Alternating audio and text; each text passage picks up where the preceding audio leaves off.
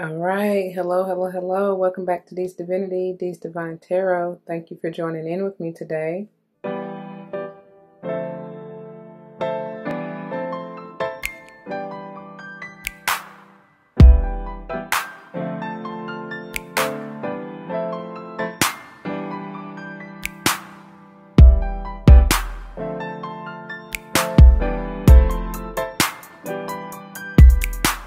Welcome, welcome, welcome, welcome. Welcome back to all the former subscribers and welcome to all the new subscribers. Once again, thank you all for joining in with me today.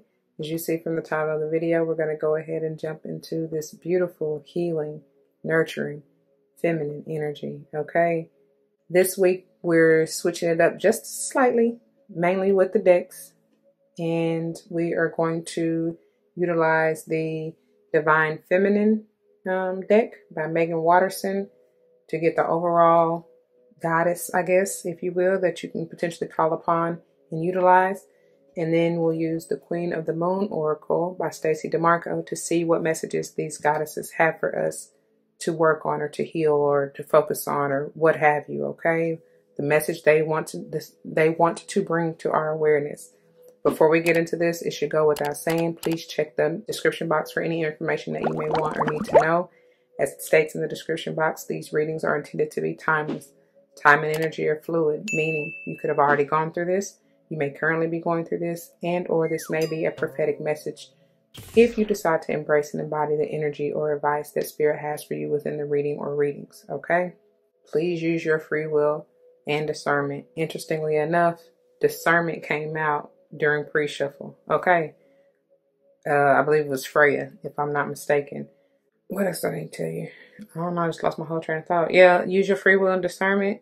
Be self-aware, self-accountable. I'm not responsible for the way that you interpret or receive the messages that I have to offer. You know, take what resonates, let the rest go and fly. Maybe a message for somebody else. You know, I may not even be talking to you or about you. I may be talking to someone to whom you're closely connected, friend, family, or foe. I don't know. All right? Don't shoot the messenger. If the shoe don't fit, don't force it, right? We're going to be talking about them feet, them toes, nor them currents hurt, because I didn't do what you did, baby. Always be self-aware. I do not subscribe to gender roles. Obviously, we're speaking more of the divine femininity within us anyway. So, you know, but depending on if masculine energy comes through heavy, you know, I may say he, she in reference to that, but whatever. We all have it within us, so it really doesn't matter, okay? I think that is all that I needed to say. Yeah, so without further ado, let's go. Let's get into this, shall we? First and foremost, I want to thank you to the Most High, angels, ancestors, spirit guides. Thank you, thank you, thank you for your presence. Thank you for allowing me to be a clear and open channel. Thank you for using me as a vessel to bring forth the messages straight, no chaser. Thank you, thank you, thank you for my gifts. Thank you for using me. Thank you for the voice. Thank you for my tongue. Thank you for the insight, the wisdom, the knowledge. Thank you, thank you, thank you. All these blessings I ask and give the utmost thanks. Ashe, ashe, ashe. All right, now y'all, let's go on and see my beautiful souls, what they have for you today. I want to go ahead and give you another disclaimer that they just started cutting grass outside, so you may hear that in the background. I do apologize. Can't help that though. Let's see, what divine feminine, who wants to grace us with their presence today? Who wants to make, oh, too many. Look at, she is still trying to come out. Y'all, because these are so lengthy, I really only want to take one. I'm just going to show you and put them back. If either one of them comes out, of course we know it's meant to be. Ariadne did this yesterday. I feel like she really wants to be, that's who we're going to keep. Because she really wants to be known. But you may also want to look up and utilize Our Lady of Guadalupe. And I love this, the Empress of Protection. I am safe and divinely protected. I am held in love at all times. You won't know. They're telling me to keep her too. Ariadne, the mistress of the labyrinth. My soul knows the way, and the only way is out. The only way out is through. And it's like you're going through a portal or you're coming out, you know what I'm saying, of, I don't know, hibernation. I don't know. There's something about this. This is healing. This is beautiful, nurturing energy. I love this card. I'm getting, whew, my heart is filled here. I love it. I love it. Let's see here. Let me scoot this over because we're gonna have to have a room. Because I just feel like the way they shot out of there, they really got a lot. She, like I said, she was trying to come out. Ariane, I hope that's how you say her name. She was trying to come out yesterday with a whole, with a group of them. And I had to put them back because that's just way too much. But so what I think I'm going to do, I don't know. We'll just see. We'll just see. And here at the bottom of the deck, ooh, Dfhh. Okay. The enlightened feminine. My gut instinct is wise beyond reason. I trust my intuition to guide me. And that's why they said, no, baby, keep her. Like, that's what the lesson is for you. Trusting your intuition, your higher guidance, right? The Most High, like, they will not lead you nor guide you where you're not meant to be. All right. But let's get on with the get on, because like I said, I know their readings out of the book can be a little lengthy. A little bit lengthy. Let's see what they got for us. What do they want to say to us today? Thank you for your presence. What do you ladies feminines have to say to us today? What do you want us to focus on, to nurture, to heal? Thank you. Thank you, thank you, thank you. At least they kept this short and sweet. Growth. I love it. Thank you. And I feel like more so your intuition, especially with this being the overall underall energy, that your instincts, you're learning to really trust yourself. That 5 energy, you're moving, you know, you're growing, you're transforming.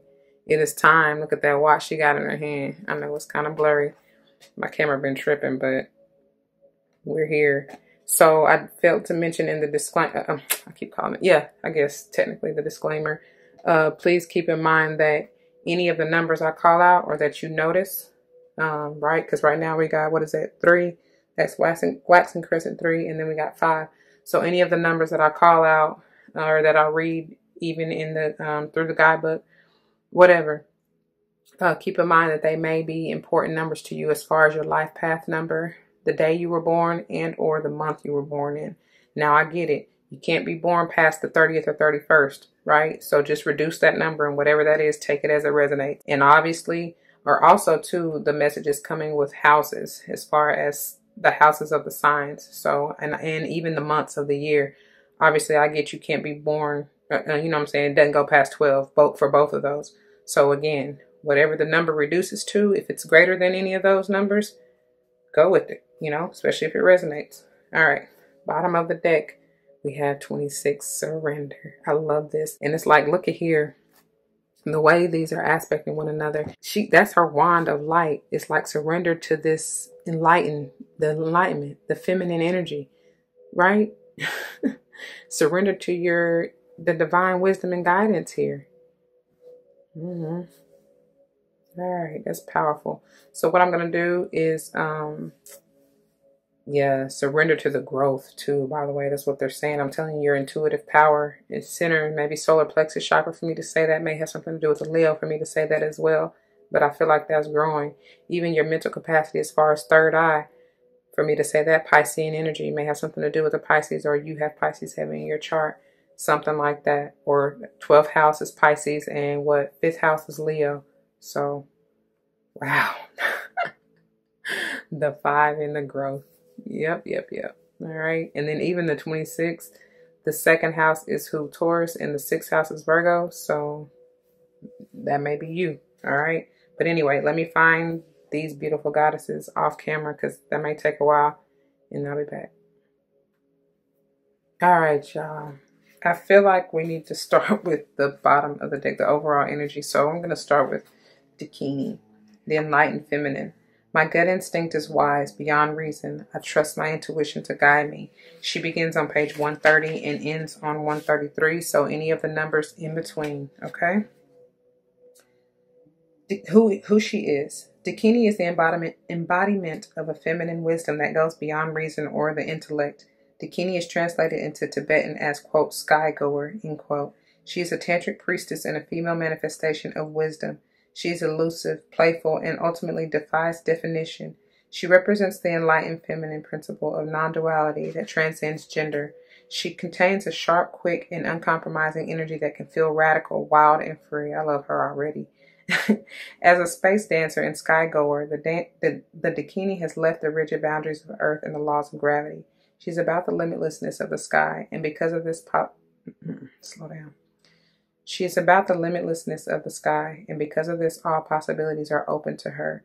In Tibetan Buddhism, she represents the inner realm as a meditation deity, the outer realm as a tantric yogini, and the mundane realm as a woman who teaches spiritual truths in each moment of her everyday life. She holds the gold tantric staff, and in parentheses they have Kapanga. That's this right here. That's also called her wand, okay? As a symbol of the ultimate union she has attained, ecstatic bliss and emptiness. Yeshe Sogyal is one of the great Dakinis in Buddhist history. She can appear as a messenger, a guide, or as a protector. She is known for being unruly in whatever she does because the ordinary rules of conduct don't apply to her. I love it. Rebel with a cause is what I hear. That's me, boo. No man rules her, and a taste of freedom is what she wants to give us most of all. I love it. So when your soul selects her card, the Dakini means that the task will be accomplished. Whatever it is you're currently working on, a project, an answer, or a decision, she will help see you through to the other side. In whatever form you need most, as a playful, angelic presence, as a taskmaster to help you maneuver through what's hard, or as a messenger with the wisdom that's needed for you to take that next step. But with the Dakini, the answer and the way forward is not with the intellect. She is the embodiment of feminine intuition.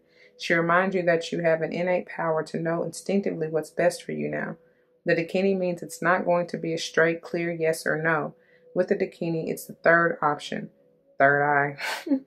She reminds us that there's something out beyond yes or no or even right or wrong. There's something your gut will tell you, and third chakra is what I'm getting. The solar plexus chakra, like I already said, Leo energy, yeah? All right. There's something your gut will tell you if you can be expansive enough to hear the answer. She is not bound by the usual or by the expected. She will allow you to come up with the unthinkable, the most imaginative, and the most brilliant outcome possible. All right, then.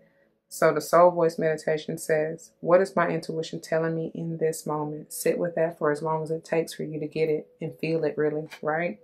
The intention, again, my gut instinct is wise beyond reason. I trust my intuition to guide me. All right. All right. Now, I guess we'll go to Adrian Ariadne, because she was trying to speak the most.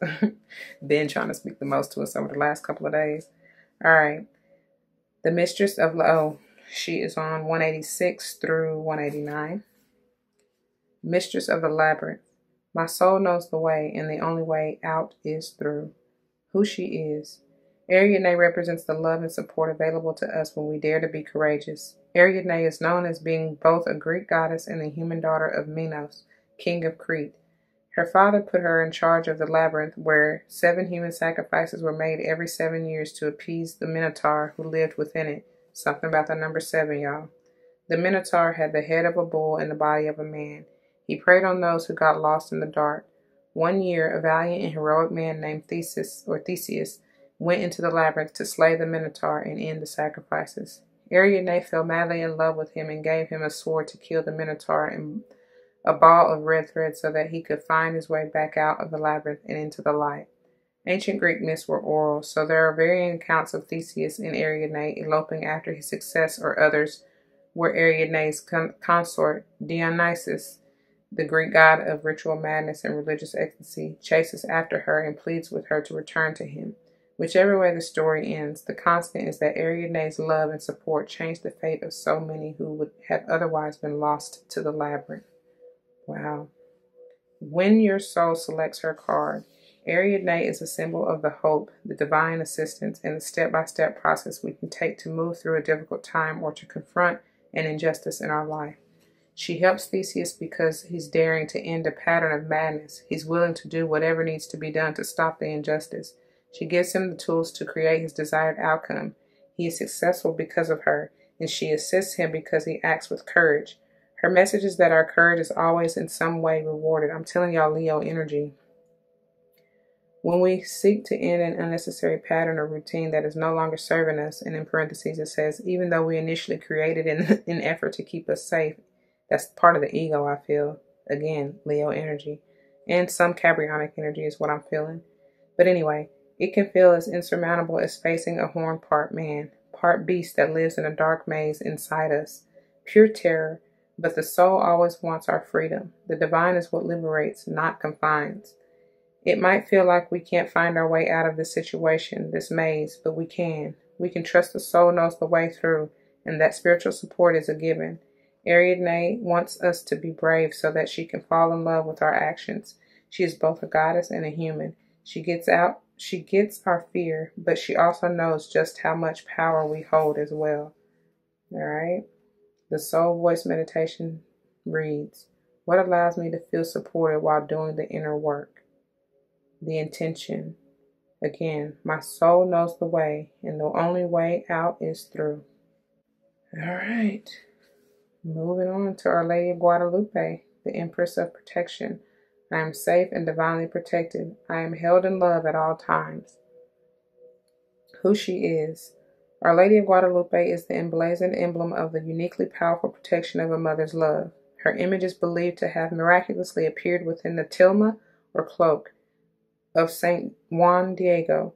She appeared to him 4 times, the first of which was on December, I keep forgetting because I'm trying to hurry up and read them, 30 through 34, okay? So, she appeared to him 4 times, the first of which was December 9th, 1531. She spoke to Juan in his native Nahuatl language and asked him to build a church in her honor.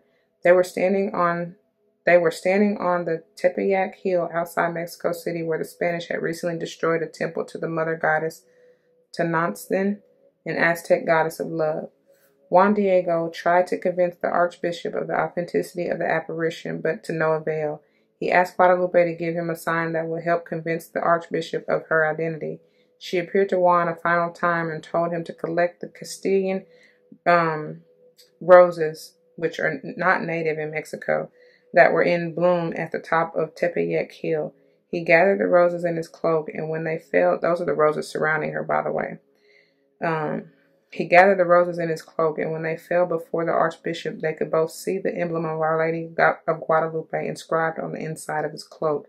Her image on Juan Diego's cloak has become Mexico's most popular religious and cultural symbol. It hangs above the high altar in the Basilica of Guadalupe in Mexico City. The Basilica, The Basilica of Guadalupe in Mexico City. The Basilica is the most visited Catholic pilgrimage site in the world and the world's 3rd most visited sacred site. Its preservation and its mysterious creation have been a fascination for scholars and art historians for centuries. It seems to be defying the laws of nature, both by not decaying the way a natural substance should and by having been created in what seems to be one fell swoop rather than with multiple brushstrokes. This now infamous image is worn as a symbol of protection from banners in the army during the Mexican War of Independence and on the backs of migrant workers to shield them from being whipped, to modern t-shirts and tattoos to protect devout Catholics and gang members with the exceptional love of the divine feminine. All right. So when your soul selects her card, it says, what is outside of us is also within us. Even if we have never experienced a mother's love, the true force of that loving protection exists within us, so we can give it to ourselves. When St. Juan Diego was concerned that the archbishop would not believe him and was racing to meet Our Lady Guadalupe, she appeared suddenly and said the most beloved phrase in the apparition story, a phrase that is inscribed on the entrance to her basilica, and I quote, "No estoy yo aquí que soy tu madre," which means, am I not here? I who am your mother. That reminds me of, when the devil was trying to tempt Jesus, and when people, like vow to prove, God's existence or, to show his face or whatever, it's like I am that I am. You know what I'm saying? And that's all you need to know. Just believe that. And whosoever doesn't, that's they bad. You know what I'm saying? I don't know. Because it's like, the Most High shows up and shows out in the right time when necessary, as it's stating in this story, right? So the energy of the mother's love can travel to meet you anywhere, whether within the world or within your own heart. The message is that she is here. You are mothered, but the message is also to ask for what you need. Saint Juan Diego asked Our Lady of Guadalupe for a sign that proved her identity and existence. I'm telling y'all. And I didn't even see that. You know what I'm saying? She gave him her image emblazoned inside his cloak, one that has been venerated and considered holy ever since because he asked for her assistance. We are ennobled with free will. The divine needs our request for assistance in order to enter our lives. All we need to do is to assume the simplicity, the heart, and the humility of a child and ask for a sign that she is here. We will be met with more love than we could ever imagine. And love is always the greatest and most powerful energy of protection. Because love is God and God is love. And it transforms all. Yeah? The Soul Voice meditation says, do I experience the love of a divine mother within me? The intention once again, I am safe and divinely protected. I am held in love at all times. All right. And that's funny because as we move on to the Queen of the Moon Oracle, I do see this, sometimes I see this as the earth. Sometimes I see this as an egg. But either way, it's protected, right? Safe and secure. I don't know. Wrapped in the divine love. That earth energy. All right. So I guess, look, I'm being led again to start, with the bottom of the deck of surrender. So 26, the waning crescent 3. It's on pages 68 and 69. Surrender. Surrendering doesn't mean giving up. Let go of what you no longer need. Stop being so stubborn about holding on to aspects and behaviors that don't align with who you are now. Stop struggling. The affirmation here says, I let go. I surrender my struggle. I allow the universe to work through me. It took me a long time to realize that surrendering was a positive thing. Now, don't get me wrong. I don't mean the, quote, giving up, quote, kind of surrender. I mean the, okay, it's time for me to hand this over type of surrender. For those of us who are highly independent and used to doing things quite ably on our own, admitting we need assistance or that we might indeed have to let something go for our betterment can be challenging. That is so true. I'm right there. Letting go and surrendering admits or exposes a vulnerability or two. To surrender, we may need to show our underbelly. We may need to admit we got it wrong, made a mistake, grew a bad habit, surrounded ourselves with people that are not good for us. It can make us feel raw in our realization. Remember, this moon phase is dark and beautiful. It casts a protective shadow, that protection again. It casts a protective shadow that allows us to be as wide open as we need to be to do our work. We reveal safely to only the divine and ourselves, and then the light returns. So, the companion stone or metal that she suggests is orange calcite. For that to come through, I'm getting sacral chakra and scorpionic energy here. Okay? Could be anybody, but I'm just saying. So, moving on to the growth. All right. It begins on 25, ends on 26. 5, waxing crescent 3, growth. Look, that's the waning crescent 3, and then you got the waxing crescent 3. So aren't those reflective energies? Anyway, growth. Reject stagnancy. To get unstuck, take action. The choice to grow should be made. Expect growing pains when making huge changes in your life. Change is a natural part of life and cannot be pushed against forever. Change should have aim and purpose. Be courageous. You will blossom. That Leo energy once again, y'all. The affirmation, I choose growth. Think of a willow tree.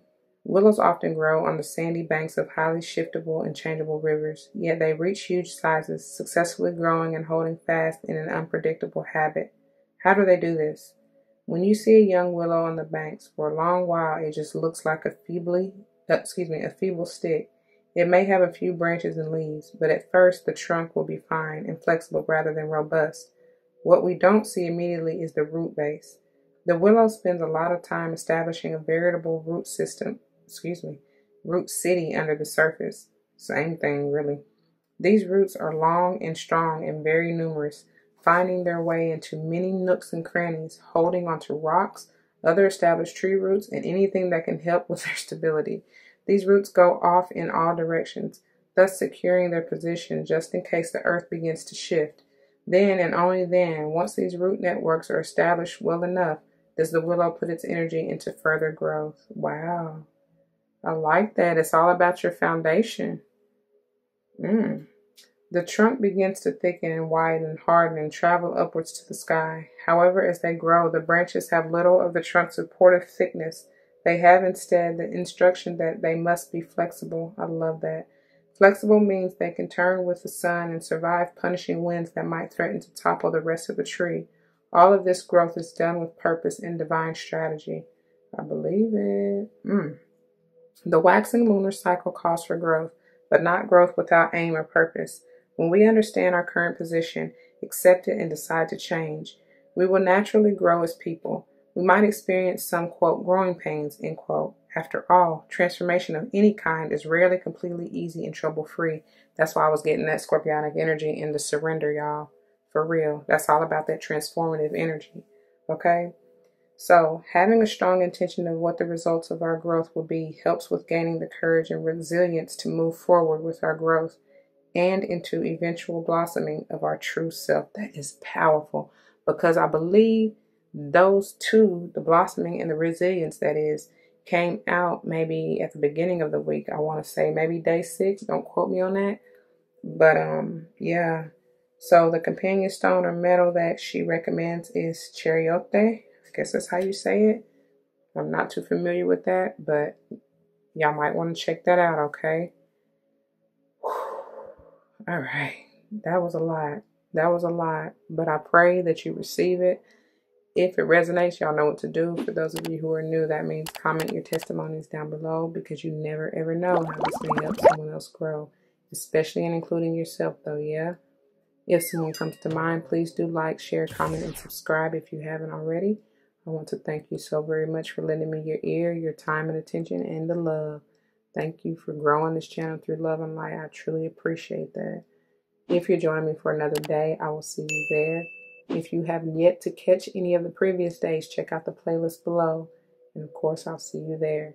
Until the next one, y'all be easy, gentle, nurturing, and healing to yourself. All these blessings I ask and give thanks. Seriously. Deuces.